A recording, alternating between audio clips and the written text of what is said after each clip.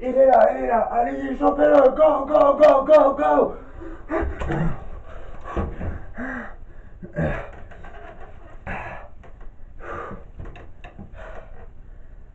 Bonjour à tous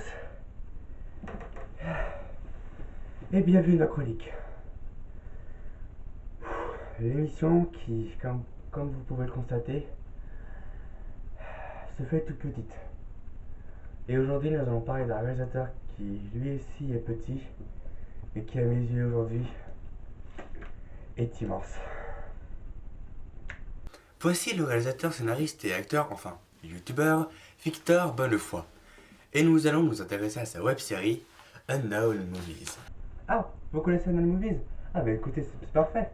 Comme ça prouve que vous êtes attentif à mes vidéos. Bon. Et je vous en remercie. Au moins, ça me retire pas mal du boulot.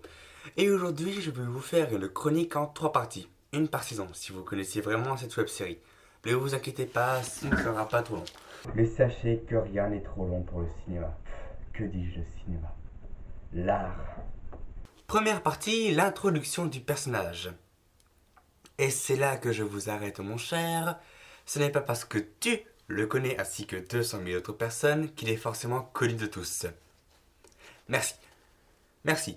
Déjà, dès le premier épisode, il nous met dans le bain. Regarde, il est entre 2 blocs de vide qui sont sur les côtés. Il est au centre du cadrage, coupé à la taille.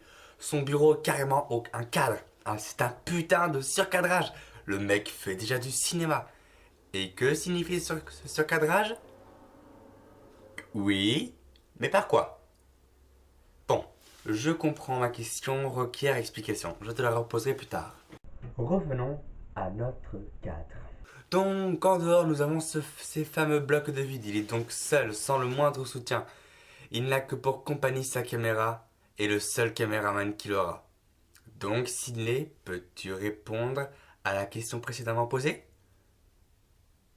Exactement, comme tu le sais, la nature a horreur du vide et il le comble ce coin de vide en violentant ses victimes. Il ne les tue pas de suite, hein, il leur donne cours, tout simplement. Je vais être totalement subjectif pour cette explication. Pour moi, c'est la seule échappatoire. Ce trou l'amène au meurtre d'abord, puis plus les épisodes avancent, plus on comprend la liberté voulue de notre ami. Mais il se retrouve rattaché à sa cave. Il y a un épisode qui m'a particulièrement touché dans cette saison. C'est celui sur le film French Family, Keeping the Family.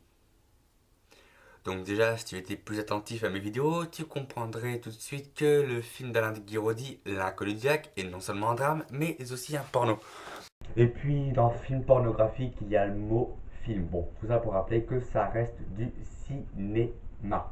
Revenons à l'épisode. Donc dans celui-ci, Monsieur X, car on ne connaît pas encore son identité, donc il décide de chercher son frère, grand ou petit, on s'en contrebalance. Ce qui compte, c'est que malgré sa solitude, il se souvient de sa famille et de son frère, celui qui le connaît le mieux.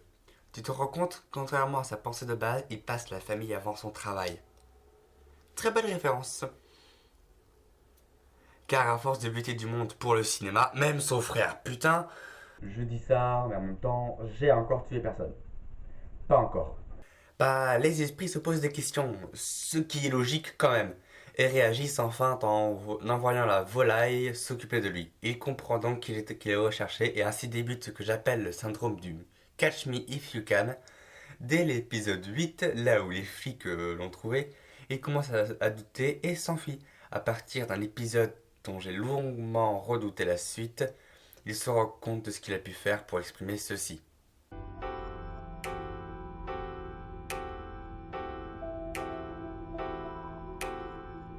Un coupable désigné, lynché, maudit, sacrifié. Comment continuer dans un monde sans présent aimé? Unknown Movies. Arrêter, renoncer, se laisser emprisonner, ne plus pouvoir tuer quand le besoin domine, m'aimer. Unknown Movies qui me paralyse. et petit à petit me détruit. Je ne veux plus lutter, plus continuer à les affronter. Je veux m'abandonner, tout laisser aller avec fer au pied. Laissez-moi tomber, si un jour je me tais. Je ne veux plus lutter, plus continuer à les affronter. Je veux m'abandonner, mais encore y croire. Juste une fois, rien qu'un soir, et s'il n'est pas trop tard, le tueur se marre. Il chante. Il chante. Oui, je sais, ça fait bizarre. Donc, dans cet épisode, il parle de la web-série Dr. Horrible par Joss Whedon et c'est une comédie musicale. Non, je n'en parlerai pas et merci, tu me fais penser que je n'avais pas fait de référence à Hamilton. Merci. Bref, au début de cet épisode, notre soldat inconnu, comme je vous le disais, chante. Un coupable, rapport à la justice, car il a tué le bonhomme désigné, il se dit le seul coupable. Lynché, maudit, sacrifié. On quitte toute objectivité pour parler de son ressenti sur ce qu'il est. Comment continuer dans un monde sans présenter mes Unknown Movies? Pour lui, il est inconcevable de vivre sans son émission, ou plutôt, sans cinéma. Bon, déjà, il chante du nez, du coup, quand on s'en rend compte, ça fait bizarre. Ensuite, il se laisse emprisonner, du moins, c'est son impression. Il se rend compte que tuer, c'est peut-être pas top. Là, il lutte, comme il dit, mais il n'en peut plus. Il passe donc son temps à faire ce qu'il fait de mieux. Le cinéma, le tueur, c'est lui, il se tait. Se calme, voire s'éteint. Le cinéma, c'est sa vie, car il tue pour ça. Maintenant, il est le seul au fond. Il nous emmerde. Il se marre. Et c'est une antiphrase. Bravo pour les futurs Alexander. Et pourtant, il y en a 4. Celle du protagoniste, la rousse qui vous a tous fait chier, Je te tuerai, interprété par François Turel. Ah, j'adore ce mec. Et le clash entre le commissaire et notre protagoniste. Comme quoi, mes chers amis, quand on est passionné par quelque chose, on y va à la Aaron Burr à fond. Donc, suite à cette petite querelle, on apprend qu'il est prêt à continuer d'enseigner le cinéma. Mais notre petit, il en a marre de se cacher. Du coup, il fait une prise d'otage dans son épisode sur The Warzone. Attention, le syndrome des Cachemires Fiocan va bientôt prendre fin.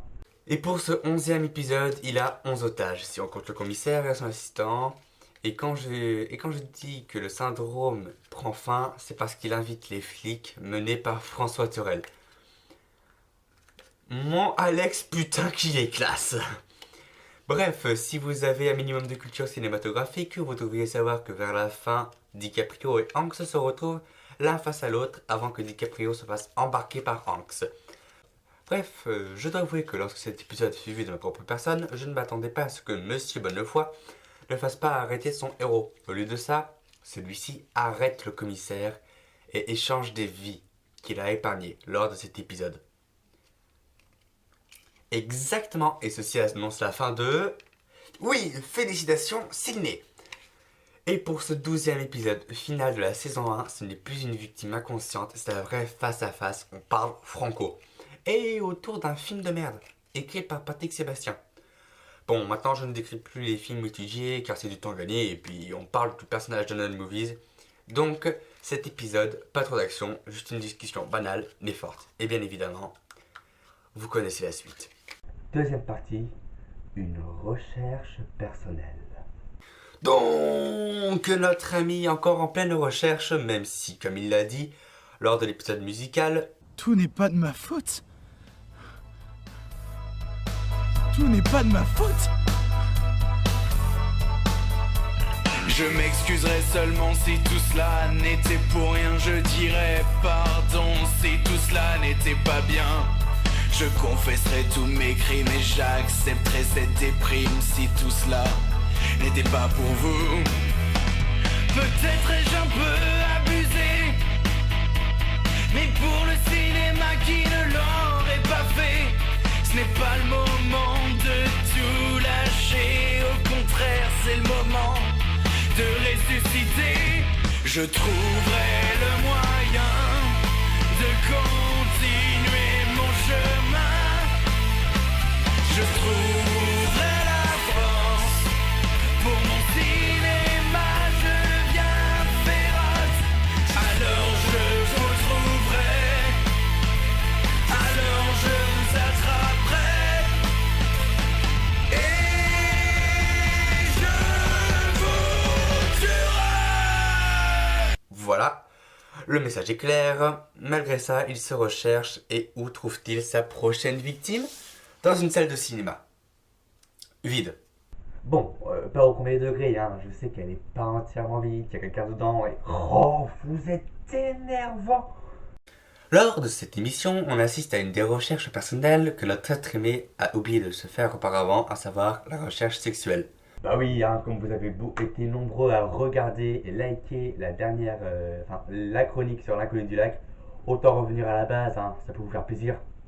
Bref, ici le film étudié est Cool World, bref topo, imaginez Roger Rabbit. Voilà. Bah, ajoutez ici Elmer Footbeat, Frankie Vincent, Rocco Siffredi et une petite pilule magique. Et vous avez l'œuvre de Ralph Bakshi. Mais cela, on s'en contrebalance d'une force, mais d'une force. Ce qui nous intéresse, c'est la frustration sexuelle de notre protagoniste. En effet, comme le montre les faces caméra, il est dos à la route dans le noir, il se confie en quelque sorte. Ce qui est très important, c'est l'assistant du commissaire avec lui. Qu'on soit d'accord, ils sont ensemble, mais pas au degré de l'amour, hein. Voilà. Et du coup, cette personne montre que Victor se confie, du moins son personnage. Chose qu'il n'a fait que lors de l'épisode 12. Vous l'aurez compris, il a besoin de parler car il en a gros sur le cœur. Justement, continuons à parler de sa frustration, oui, car à ce point, cela se nomme ainsi. Il continue donc dans sa petite recherche en allant chez un professionnel du monde du porno. Mais ça fait bizarre de dire ça. Bref, suite à cette introduction foutrement drôle. Foutrement, foutre, sexe, vous avez la référence? Foutre, c'est du sperme. Alors, pardon pour cette réaction. Donc dans cet épisode, on parle de porno avec un film dans lequel une actrice porno joue. Non, pourquoi tout le monde pense à elle tout le temps? Indice, c'est la reine du gonzo. Oui, on va activer l'habitué, ce qui parfois m'effraie. Donc ici non seulement il parle de grand bonheur du miel et des abeilles, mais il explique surtout que dans actrice porno, il y a le mot actrice et qu'une personne n'est pas forcément ce que les médias et elle veut nous montrer. Et là, normalement, vous devez déjà savoir où je vais en venir. Plus fort que ça, il ne sait même plus qui il est. C'est pour ça qu'il ne souhaite pas voir la mort des jeunes filles. Il ne sait plus s'il doit tuer, s'il veut tuer. Pour cela, il décide de s'isoler loin de tout, dans une aire d'autoroute. Bon, alors là, je vais vous montrer une partie de l'intro de cet épisode qui personnellement me touche beaucoup. Pas beaucoup de rapport, mais quand même un peu. Vous allez comprendre. Point d'attache, c'est de la merde. Se fortifier avec l'âge, on ne vit pas. Se solidifie pour endurer les souffrances quotidiennes, voilà tout. On survit. On se crée une carapace. L'épée de Damoclès du chagrin braquée sur notre front. Rigole, personne ne t'entendra éternellement. Meurs, personne ne te pleurera éternellement. Si j'ai un enterrement, je veux personne autour du cercueil. Qu'on reproduise le même vide que de mon vivant. Aujourd'hui, ça finit et c'est mieux ainsi. J'ai plus envie de me battre. Je crois que je suis pas fait pour ça. Dans mon cas, je pourrais avoir peur que des gens me traitent de lâche. Il n'y aura pas de gens. Les gens. J'aurais bien aimé avoir quelqu'un. Juste un truc infime et débile. J'aurais bien aimé avoir...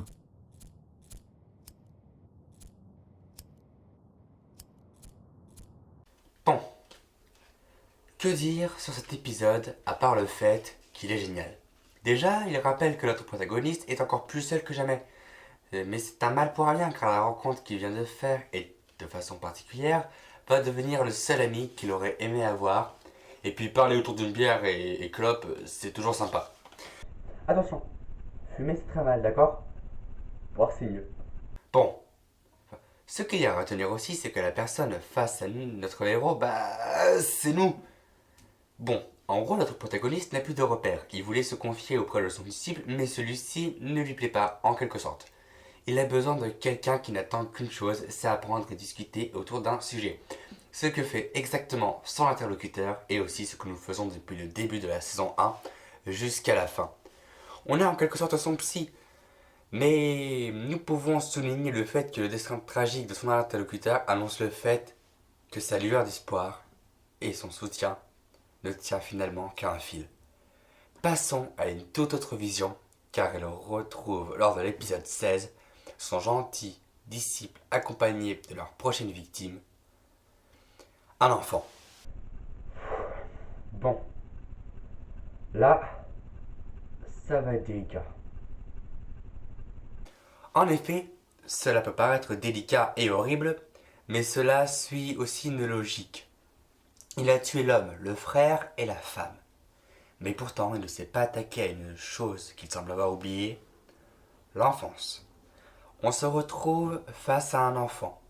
C'est chaud, car il faut le préparer doucement à la fin sans le faire peur. Or, notre héros est apeuré. Pourquoi ? Je pense que ça vient du fait qu'il ait laissé son enfance et qu'elle revient. Mais vous allez voir ça dans la saison 3, que c'est plus compliqué que ça en a l'air. Dans cet épisode, donc, il y a une relation, non pas comme ça, bande de dégueulasses, mais une relation père-fils en quelque sorte. Et ce qui est beau, c'est que cet épisode nous rappelle qu'on a encore une âme d'enfant en nous, et je dois avouer que cela m'a fait du bien. Car je pensais être le seul à regarder le dessin animé à mon âge. Et toi aussi, je le sais, bon, une belle relation qui rassure, un retour en enfance, un cours de cinéma, il ne manque plus que le meurtre. Bravo. Allez, le meurtre. Allez. Il fait quoi? Mais vas-y, tue-le. Allez, s'il te plaît. Le meurtre, le meurtre, le meurtre. Bon, en fait, notre héros ne peut pas tuer car c'est un gamin, putain. Et que tuer un enfant, il peut pas. Car il se voit à travers le gosse, il voit ce gosse comme si c'était son gosse, et c'est kawaii. Bon, passons à l'épisode sur Sergei Prakov. Dans cet épisode... Arrête Théo, tu vas mourir! Merde. L'assistant vient de tuer le gosse. Wow. Bon, ça change tout.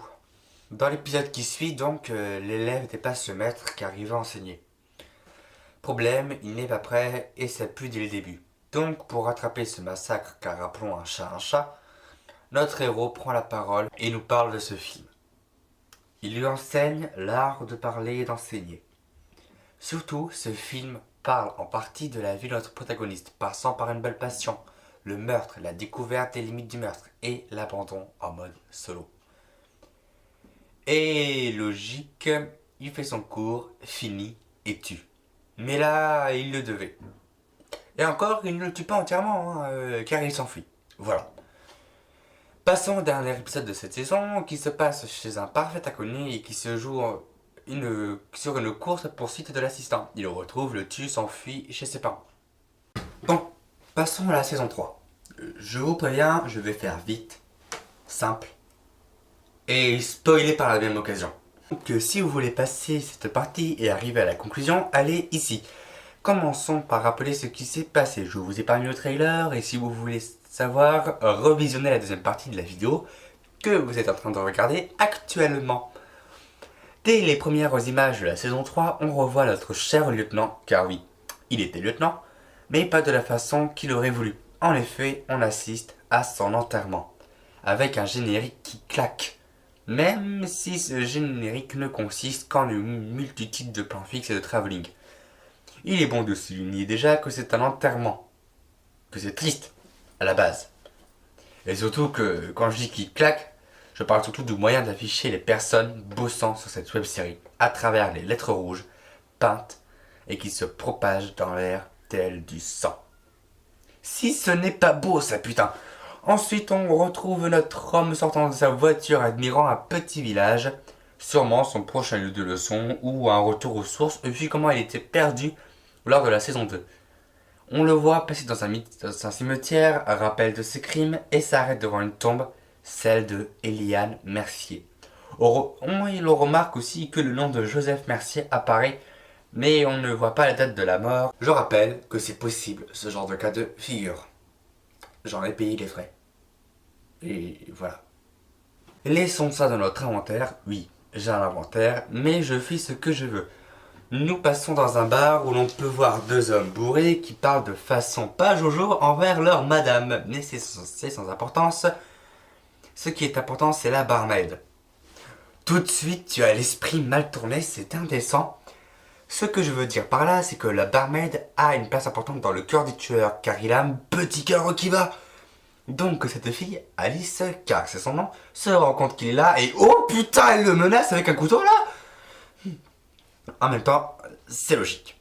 Ils sont au courant que David, notre tueur, oui je sais, ça fait bizarre, est un meurtrier. Mais là, il vient voir son père, Joseph Mercier. Vous voyez que rien n'est laissé au hasard. On continue.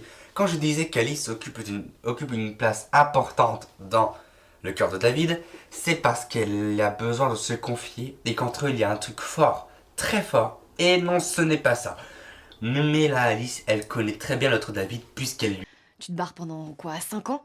On obtient des nouvelles de toi aux 20h, mais là, non, monsieur est juste un passionné de cinéma, qui plus est au grand cœur. Alors oui, je torture des gars dans ma cave qui, entre parenthèses, t'ont rien demandé, mais je suis cool. Alors vas-y, parle-moi de cinéma. Et de quel film parle-t-il face à Alice? Alice. Oui et non, mais ça, à la limite, revisionner la saison 3. Ce qui nous intéresse ici, c'est la discussion et la retrouvaille avec Alice. Et quoi de mieux pour une retrouvaille que de plus de 6 ans putain, que de parler autour d'un film bien creepy des familles. Mais il y a toujours une grande complicité entre les deux. Je sens pas super convaincu par ce que je raconte. Tu me parles de 2 steaks qui baisent. C'est de l'art. C'est des steaks. Voilà. Mais il n'en reste pas là. Dans un passage entre deux... Bon, je vais devoir vous laisser. Sur ce, c'était Chronique. Et j'espère vous revoir un jour. Sur ce, c'était Chronique. Portez-vous bien. Salut. Il est là. Allez, chopez-le, go.